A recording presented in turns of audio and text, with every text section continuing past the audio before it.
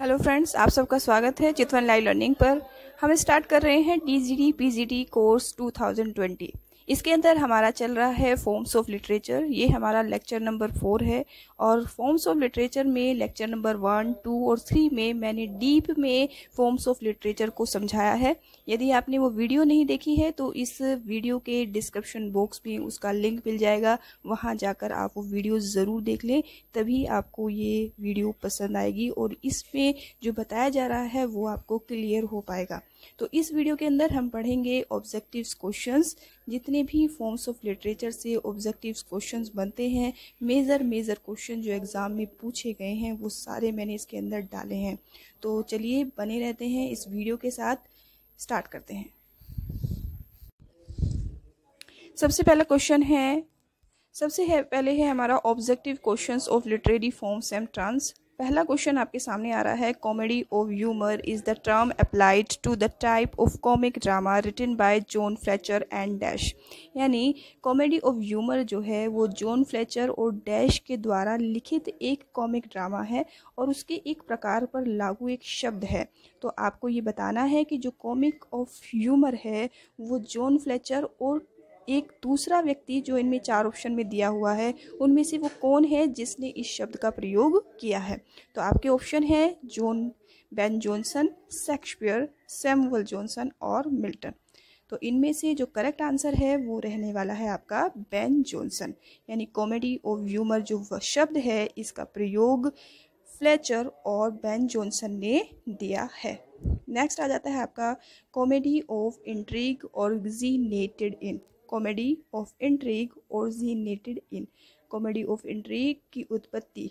Intrigue का मतलब होता है साजिश। यानी कि जब भी आपने देखा होगा बहुत सारे प्ले हैं इंग्लिश लिटरेचर के अंदर जिनमें साजिश की बू आती है, जिनमें एक तरह की साजिश की जाती है, तो उसी को कहा जाता है इंट्रीग। तो इस कॉमेडी ऑफ इंट्रीग की जो उत्पत्ति है वो कहाँ से हुई है, किस देश में हुई है?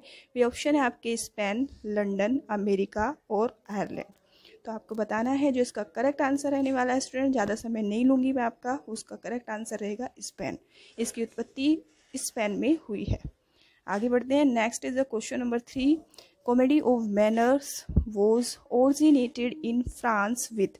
ठीक है, कॉमेडी ऑफ मैनर का मतलब होता है शिष्टाचार। ठीक है, क्या होता है मैनर का मतलब? शिष्टाचार की कॉमेडी, शिष्टाचार की कॉमेडी। ठीक है, शिष्टाचार की कॉमेडी की जो उत्पत्ति, ओरिजिनेटेड मीन्स होता है उत्पत्ति, यानी शिष्टाचार की कॉमेडी की उत्पत्ति इन फ्रांस में किसके द्वारा की गई थी? जॉनसन के द्वारा, मोलायर के द्वारा, फ्लेचर के द्वारा या फिर शेक्सपियर के द्वारा। इनमें से एक ऑप्शन है सही है जो आपको बताना है। तो इसका जो करेक्ट आंसर रहने वाला है वो है मोलायर के द्वारा इसकी उत्पत्ति की गई थी। नेक्स्ट है आपका number 4। Question number 4 is who said correlation of social absurdities must at all time be the matter of true comedy। ठीक है, यानी किसने कहा कि सामाजिक गैर बराबरी, जो एब्सर्डिटीज का मतलब होता है गैर बराबरी, यानी समाज के अंदर आपने बहुत बार देखा होगा जो जातिवाद होता है या फिर बहुत जगह कलर के ऊपर, जैसे अमेरिका में गोरे कालों का भेद किया जाता है, तो उसी तरह से सोशल एब्सर्डिटीज यानी कि सामाजिक गैर बराबरी में सुधार के समय सच्ची कॉमेडी का होना क्या कहा गया है? यानी कि जो ट्रू कॉमेडी है वो किस तरीके से होनी बताई गई है, किसके द्वारा कहा गया है? ये वाली लाइन जो है, यानी कि correlation of the social absurdities must at all time be the matter of true comedy. These line are written by, आपको बताना है ऑप्शन, क्या शेक्सपियर ने कहा है, मिल्टन ने कहा है, फ्लेचर ने कहा है, मोलायर ने कहा है। तो बता दूं आपको कि सोशल एब्सर्डिटीज़ के बारे में जो सबसे ज़्यादा लिखा है वो लिखा है मोलायर ने, यानी ये लाइन जो है लिखी गई है मोलायर के द्वारा। नेक्स्ट आ जाएगा आपका question number 5, comedy of manners polarised in a particular period of England, which is it. ठीक है, जो कॉमेडी ऑफ मैनर है, कॉमेडी ऑफ मैनर के बारे में बताया गया, यानी कि शिष्टाचार की जो कॉमेडी है जो इंग्लैंड की एक विशेष अवधि, यानी यहाँ पर जो बात की गई है कि इंग्लैंड की एक विशेष अवधि यानी पीरियड में शिष्टाचार की कॉमेडी किस अवधि में है। यहाँ पर टाइमिंग के बारे में बताया गया है कि comedy of manner formalised in a particular period of England which is it. तो वो टाइमिंग आपको बताना है, क्या वो एलिजाबेथन पीरियड में थी कॉमेडी ऑफ मैनर, या विक्टोरियन पीरियड में, या रेस्टोरेशन पीरियड में, या फिर रोमांटिक पीरियड में। तो इसका जो करेक्ट आंसर होने वाला है वो है आपका रेस्टोरेशन पीरियड, यानी option number 3 is the correct answer of this question. Next बढ़ते हैं question number 6। Congreve and Etherege are the writer of. आपको बताना है ये दो राइटर के नाम है, कॉनग्रीव और एथरीज आर द राइटर ऑफ। किस तरह के राइटर हैं ये? कॉमेडी ऑफ ह्यूमर के, कॉमेडी ऑफ मैनर्स के, कॉमेडी ऑफ सिचुएशन के, या नन ऑफ दीज के। तो जो इसका करेक्ट आंसर रहने वाला है वो है आपका बी, यानी option number B is the correct answer. Comedy of manner के ये राइटर हैं। आगे बढ़ते हैं। Next is a fanciful image of startling comparison is known as. ठीक है, यानी एक काल्पनिक छवि जो कंपैरिजन ऑफ नोन एज, यानी कि फैंसीफुल इमेज और startling comparison is known as. एक काल्पनिक छवि या चौंकाने वाली तुलना के रूप में जो जाना जाता है वो किसको जाना जाता है? आइडेंटिटी को, कंसीट को, इमेजिनरी को, या फिर मेटाफर को। तो इसका जो करेक्ट आंसर रहने वाला है वो है नंबर 2, यानी कंसीट को जाना जाता है। नेक्स्ट हम चलते हैं। कंसीट का मतलब होता है, यहाँ पर मैं मीनिंग बताते चलती हूँ। कंसीट जो होता है स्वयं से अत्यधिक है। ऐसे मैंने लास्ट वीडियो में सारे मीनिंग बताए थे कि जब भी हम किसी भी व्यक्ति को यानी कि अपने आप पर अभिमान करते हैं, स्वयं में अत्यधिक यानी अपने आप पर अभिमान करने को, बहुत ज़्यादा अभिमान करने को कंसीट कहा जाता है। ठीक है, आगे बढ़ते हैं। नेक्स्ट है हमारा the struggle between two characters or two forces is known as. ठीक है, the struggle between two characters or two forces is known as. Meaning है इसका, यानी दो चरित्रों या ताकतों के बीच संघर्ष के रूप में जाना जाता है। क्या जाना जाता है? दो करेक्टर या दो ताकतों के बीच जो संघर्ष है उसके रूप को जाना जाता है। कन्फ्लिक्ट को कन्फ्लिक्ट के नाम से, या स्ट्रगल के नाम से, या फाइटिंग के नाम से, या नन ऑफ दीज के नाम से। तो आपको ये चूज़ करना है। तो इसका जो करेक्ट आंसर रहने वाला है वो है कन्फ्लिक्ट।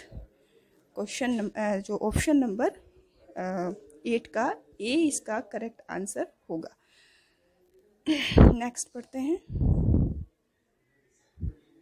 नेक्स्ट है हमारा क्वेश्चन नंबर 9। क्वेश्चन नंबर 9 में आप देखेंगे an a neck unexpected one and sensational turn in a play is known as. ठीक है, यानी एक नाटक में एक अप्रत्याशित और सनसनीखेज मोड़ के रूप में जाना जाता है। अप्रत्याशित यानी अनएक्सपेक्टेड, और सेंसेशनल यानी कि जो आपका सनसनीखेज जो मोड़ आ जाता है, टर्न आ जाता है, उसके रूप में जाना जाता है। क्या? मेलोड्रामा, कोप द थिएटर, एब इनिटियो, या नन ऑफ दीज। इनमें से एक करेक्ट ऑप्शन है आपका, और वो होता है आपका कोप द थिएटर। तो जो कोप द थिएटर का मतलब होता है, मैं बता देती हूँ, इसका मीनिंग होता है तख्ता पलट। ठीक है, तख्ता पलट, यानी आपने देखा होगा अक्सर पाकिस्तान में होता है ये चीज़ कि तख्ता यानी कि सरकार पूरी की पूरी पलट दी जाती है, षड्यंत्र रच लिया जाता है जिसके आधार पर तख्ता पलट कर दिया जाता है। तो ये वाली जो चीज़ होती है कॉप द थिएटर, इसका मतलब होता है तख्ता पलट। और ये दो चरित्रों या दो ताकतों के बीच में जो संघर्ष होता है और उस संघर्ष में जो रिजल्ट आता है तो उस रिजल्ट को तख्ता पलट कहते हैं। ठीक है, आगे बढ़ते हैं। Next is the it consist of two consecutive lines of verses rhyming together usually in the same meter. What is it? ठीक है, तो यहाँ पर आप देखेंगे कि इसमें से एक मीटर में आमतौर पर एक साथ तुकबंदी करने पर दो रचनात्मक लाइनें होती हैं। तो यहाँ पर बताया गया है कि दो रचनात्मक लाइनें जब एक साथ आ जाएं एक ही वर्सेस के अंदर तो उसको क्या कहते हैं? उसको क्या कहते हैं? क्या उसे ट्राइपलेट कहते हैं या स्टेंजा कहते हैं, कॉपलेट कहते हैं या फिर नन ऑफ दीज कहते हैं? तो इस तरह के जो वर्ड होते हैं उनको क्या कहा जाता है? आपके ऑप्शन है ये सारे सामने, तो इसका जो करेक्ट आंसर होगा वो होगा कॉपलेट। कॉपलेट का मतलब आपको मैं समझा देती हूँ, इसका मतलब होता है दोहा। दोहे में अक्सर आपने ये बात, तो इस तरह की लाइनें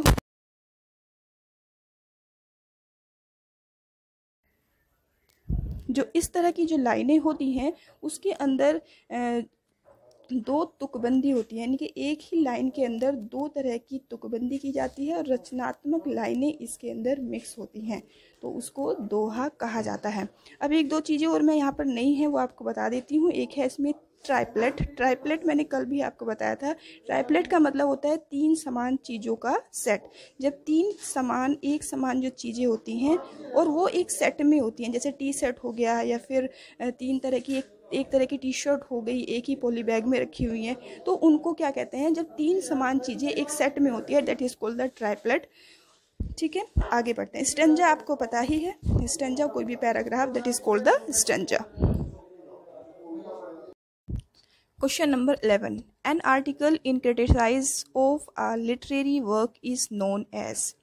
यानी कि एक आर्टिकल का मतलब होता है एक लेख और लिटरेरी वर्क होता है साहित्यिक काम। आर्टिकल क्या होता है? एक लेख को कहते हैं और लिटरेरी वर्क होता है साहित्यिक काम और क्रिटिसिज्म होता है आलोचना। यानी कि एक लेख एक साहित्यिक काम की आलोचना के रूप में जाना जाता है। किस रूप में जाना जाता है वो? क्या उसे क्रिटिक बोलते हैं, क्या क्रिटिसिज्म बोलेंगे उसे, क्या इंटरप्रिटेशन बोलेंगे या डेन्यूमेंट बोलेंगे? तो जो ये वर्ड है ये किसके लिए जाना जाता है? इसको बोलते हैं हम क्रिटिक। ठीक है, इसे क्रिटिक करके बोला जाता है। क्रिटिक का मतलब होता है किसी के भी बारे में जो उसकी साहित्य की या उसके आर्टिकल के बारे में जो आलोचना होती है, that is called the critic.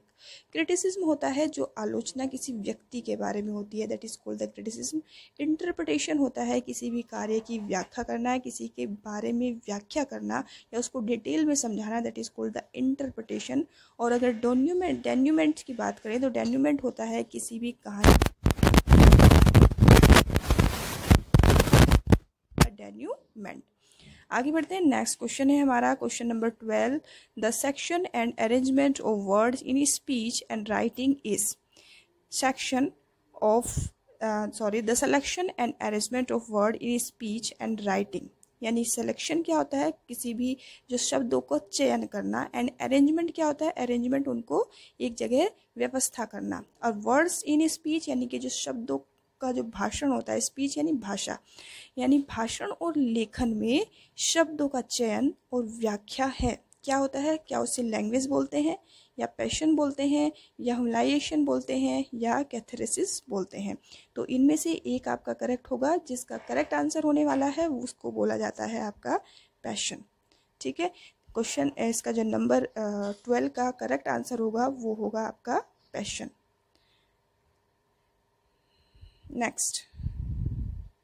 Next is the question number 3. Question number 13. This is the forceful verbal attack or criticism. Forceful verbal attack और criticism क्या होता है? Forceful verbal यानी कि जोरदार मौखिक हमला या फिर आलोचना को क्या कहा जाता है? क्या उसे हम क्रिटिक बोलेंगे, डायट्राइब बोलेंगे, ह्यूमलाइजेशन बोलेंगे या कैथेरेसिस बोलेंगे? तो जो इसका करेक्ट आंसर होगा वो होगा आपका बी। ठीक है, इसको बोला जाएगा डायट्राइब। डायट्राइब क्या होता है? डायट्राइब होता है किसी भी जब कोई व्यक्ति कोई बात कर रहा होता है तो उसके बारे में अभियोगात्मक भाषण देना, यानी कि बड़े फोकस तरीके से अपने शब्दों का चयन करना और प्रॉपर तरीके से उस बात को उसको बोल देना, उसकी आलोचना करना, उसके ऊपर अटैक करना, that is called the diatribe. Next बढ़ते हैं। नेक्स्ट है हमारा a serious play that has a sad ending. एक ऐसा प्ले जिसकी एंडिंग सीरियस होती है, यानी कि एंडिंग उसकी दुखद होती है, तो उसको क्या कहा जाता है? इसका करेक्ट है, इसके ऑप्शन है आपका ट्रेजेडी, लिरिक, बैलेड या फिर क्रिटिसिज्म। इसमें से आपको बताना है। इसका करेक्ट आंसर होने वाला है ट्रेजेडी। ठीक है, tragedy is the correct answer of this question. Next number पे बढ़ते हैं। नेक्स्ट है हमारा नंबर 15, अ लॉन्ग सॉन्ग और poem that tells a story often about love. ठीक है, लॉन्ग सॉन्ग यहाँ जो एक बड़ा सॉन्ग होता है या पोएम होती है जिसमें किसी कहानी के बारे में या स्टोरी के बारे में बताया जाता है, किसी व्यक्ति के लव के बारे में, तो उसे क्या कहते हैं? लिरिक कहते हैं, सोनेट कहते हैं, एलेजी कहते हैं या फिर बैलाड कहते हैं। तो इसका जो करेक्ट आंसर होने वाला है वो है बैलाड। ठीक है, correct answer is ballad. Ballad के बारे में कई बार मैंने आपको बता दिया है। आप प्रीवियस जो मेरी वीडियो है उनको अगर आप देखेंगे तो आपको डिटेल में बैलेड के बारे में पता चल जाएगा। तो आप वहां पर जाकर वो वीडियो ज़रूर देख लें ताकि आपको बैलेड की पूरी हिस्ट्री पता चल जाए। और इन सब के बारे में भी डिटेल में, हर एक जितने भी पॉइंट मैं आपको बता रही हूँ इनके बारे में डिटेल में भी बताया गया है। नेक्स्ट आ जाता है नंबर 16, टू रिटिन और spoken vowel pronounced in one syllable. ठीक है, टू रिटिन यानी कि दो लिखे हुए या बोले हुए वोवल जिनको एक सिलेबल में प्रोनाउंस किया जाता है, यानी एक शब्दांश में दो लिखित या बोले गए मौखिक उच्चारण को क्या कहते हैं?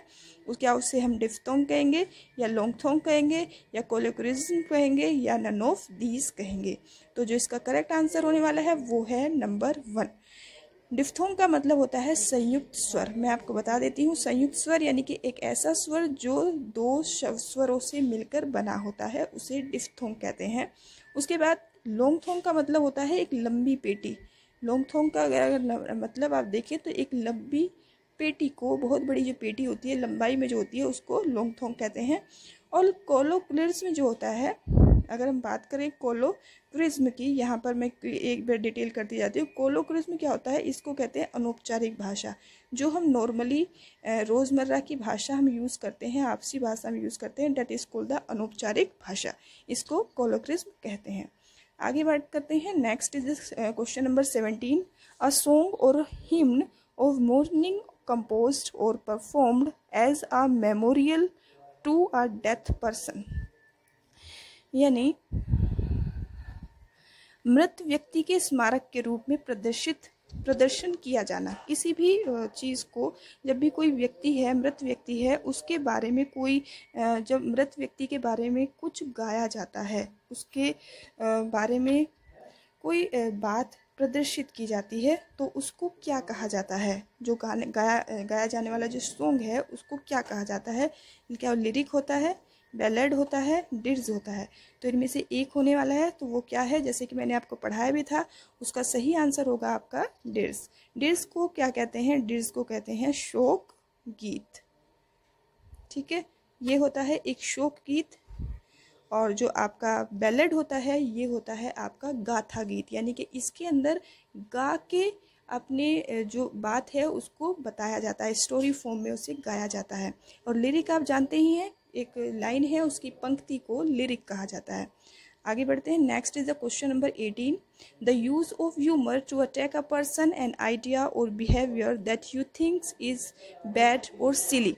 ठीक है, तो जो the use of humour attack a person, किसी भी व्यक्ति के ऊपर जो ह्यूमर की तरह से अटैक करना और उसके आइडिया के ऊपर, उसके बिहेवियर के ऊपर, you think that bad or सिली, जो आपके मन से वो बहुत गलत होता है, दैट इज़ कॉल्ड, उसे क्या कहा जाता है?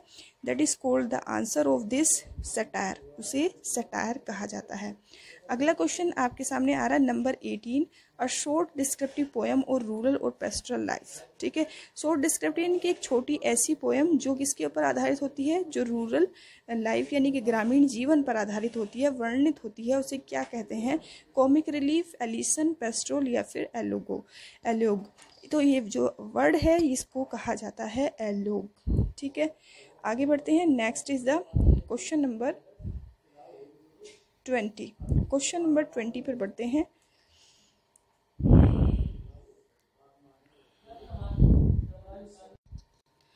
By what terms are the two words known when they are pronounced the same way but differ in meaning or spelled or both? ठीक है, यानी कि यहाँ पर एक ऐसे शब्द के बारे में बात की जा रही है जो डिफर मीनिंग में आता है। एक minute, again I am repeating it, that by what term are the two words known when they are pronounced the same way but differ in meaning or spelled or both। यानी दो शब्द जिनका उच्चारण एक तरीके से होता है लेकिन जो उसका मीनिंग है वो कैसा होता है, वो डिफर होता है। जैसे दो शब्द हैं, उनका उच्चारण सेम तरीके से होता है लेकिन उसका जो मीनिंग है वो डिफरेंट होता है, तो उसे क्या कहते हैं, होमोसेपियंस, होमोफोन, होमोसाउंड या फिर नन ऑफ दीज। ठीक है, होमोसेपियन आप जानते हैं, इसका जो करेक्ट आंसर रहने वाला है वो होगा होमोफोन, यानी कि शब्द जिसकी ध्वनि समान होती है लेकिन उसका जो मीनिंग है वो डिफर होता है, that is called the homophone. Homo sapiens आप जानते हैं कि हम जो इंसान है वो होमोसेपियंस से की जो है हमारे पूर्वज जो थे होमोसेपियंस थे, और होमोसाउंड कुछ नहीं होता, और इसका खाली ये इसके साथ ऐसे ही कंफ्यूजन क्रिएट करने के लिए ये शब्द यूज़ किया गया है। So this is the correct answer is homophone. Next question आपके सामने आ रहा है, question number 21, by what terms are the two words known when they are pronounced and spelled the same way but have different meaning. ठीक है, by what term यानी कि कौन सी टर्म है जो यूज़ की जाती है डिफरेंट वे में। ठीक है, इन समान वृत्तनी और उच्चारण में समान शब्द जिनका अर्थ जो होगा वो अलग अलग होता है, उसे क्या कहा जाता है, उसको क्या बोलेंगे, होमोनिम बोलेंगे, होमोफोन बोलेंगे, ये हो क्यों नहीं रहा है, होमोनिम बोलेंगे, होमोफोम बोलेंगे, होमोसेपियंस बोलेंगे। तो जिसका करेक्ट आंसर होगा वो होगा होमोनिम, यानी कि इसको बोलते हैं सम नाम, यानी कि समान रूप से दिखाई देने वाले शब्द लेकिन उसका उच्चारण जब हम उसका मीनिंग निकालते हैं तो अलग अलग जगह पर उसका अलग अलग मीनिंग होता है, तो उसको होमोनिम कहते हैं। आगे बढ़ते हैं, next is the 22 question, a short descriptive poem और रूरल और पेस्टरल लाइफ, ये हमारी हो चुकी है, ये क्वेश्चन रिपीट हो गया है, हम इसे दोबारा नहीं करेंगे। Next question is who was the first writer of idyll in Greek, यानी कि पहले इडिल के जो राइटर हैं वो कौन थे, जो ग्रीक के रहने वाले हैं, तो उसको उनका नाम है Theocritus. This is the name of that person is the Theocritus who was the first writer of idyll in Greek। जो इडिल के राइटर हैं फर्स्ट जो ग्रीक के रहने वाले हैं उनका नाम है थियोक्रेट्स। नेक्स्ट क्वेश्चन है question number 24, the metaphysical study of the nature of being and existence. Metaphysical study क्या होती है, मेटाफिजिकल का मतलब होता है आध्यात्मिक अध्ययन करना, नेचर मतलब प्रकृति, and being of being and existence का मतलब होता है आपका जो अस्तित्व है। ठीक है, अस्तित्व के अध्ययन की बात हो रही है कि जब अस्तित्व की प्रकृति का आध्यात्मिक अध्ययन क्या कहा जाता है, क्या उसे ओंटोलॉजी कहते हैं, क्या पेनोलॉजी कहते हैं, सिस्मोलॉजी कहते हैं, नन ऑफ दीज। ठीक है, तो जो इसका करेक्ट आंसर रहने वाला है वो है ऑप्शन नंबर ए। ठीक है, ओंटोलॉजी में प्रकृति के अस्तित्व का आध्यात्मिक अध्ययन किया जाता है। अब बात करते हैं पेनोलॉजी क्या होता है। पेनोलॉजी को कहा जाता है बंदी ग्रहों के प्रबंध का अध्ययन, यानी कि जब जहाँ पर बंदी जो है कैदी जो है कैद रहते हैं जिन जेल के अंदर, और उनको मैनेज कैसे किया जाता है उसकी स्टडी को पेनोलॉजी कहते हैं। बात करते हैं सिस्मोलॉजी की, तो सिस्मोलॉजी जो भूकंप के संबंध में जो साइंस उसके ऊपर काम करता है उसकी स्टडी की जाती है, उसको सिस्मोलॉजी कहते हैं। आई थिंक आपको क्लियर हो गए होंगे सारे पॉइंट। नेक्स्ट बात करते हैं क्वेश्चन नंबर 25 की, the first English comedy is, यानी कि सबसे पहली इंग्लिश कॉमेडी कौन सी है, गोरबुक, राल्फ रोस्टर डोस्टर या फोर्स द ब्यूल्फ। तो सबसे पहले जो है वो है आपकी राल्फ रोस्टर डोस्टर। बात करते हैं नेक्स्ट क्वेश्चन के बारे में। क्वेश्चन नंबर है हमारा 26, in 18th century of manner was revived by, यानी कि 18वीं शताब्दी में कॉमेडी ऑफ मैनर 18वीं शताब्दी में कॉमेडी ऑफ मैनर कि को पुनर्जीवित, यानी कि रिवाइव का मतलब होता है पुनर्जीवित, किसने किया था, पुनर्जीवित किया गया था, तो किसके द्वारा पुनर्जीवित किया गया था? गोल्ड स्मिथ एंड एडिशन के द्वारा, गोल्ड स्मिथ एंड स्टील के द्वारा, गोल्ड स्मिथ एंड फ्लेंचर के द्वारा, या गोल्ड स्मिथ एंड शेरिडन के द्वारा। तो इनको जो पुनर्जीवित किया गया था, किसको? 18वीं शताब्दी में कॉमेडी ऑफ मैनर को एक बार दोबारा से जीवित किया गया था, दोबारा से अस्तित्व में लाया गया था। तो वो लाया गया था आपका गोल्ड स्मिथ एंड शेरिडन के द्वारा। ठीक है, अब बात करते हैं नेक्स्ट क्वेश्चन के बारे में। 27 is justice by class for the is an example of. ठीक है, तो यानी कि जो जस्टिस है उसके बारे में एग्जाम्पल दिया जा रहा है कि वो किस तरह के पीरियड का टाइम होता है, यानी कि किस तरह की वो एक ट्रेजेडी होती है। तो क्या उसे कौन सी ट्रेजेडी के नाम से जाना जाता है? तो इसका जो आंसर रहेगा वो होगा आपका डोमेस्टिक ट्रेजेडी। ठीक है, डोमेस्टिक ट्रेजेडी यानी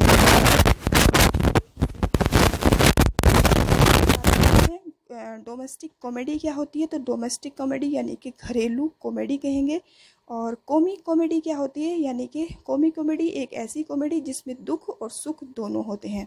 प्योरली क्लासिक कॉमेडी की बात करें तो ये एक विशुद्ध रूप से क्लासिक